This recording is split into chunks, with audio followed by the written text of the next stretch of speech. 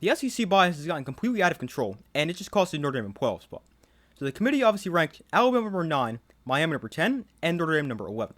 But it should have been Miami and Notre Dame both in the playoff, and Alabama should have been out.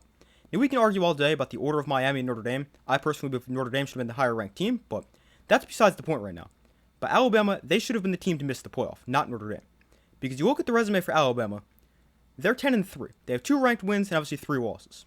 But the ranked wins, they played Vanderbilt and won by 16, and they beat Georgia at Georgia. Although I do think that win against Georgia loses a little bit because they were blown out by Georgia in the SEC championship game.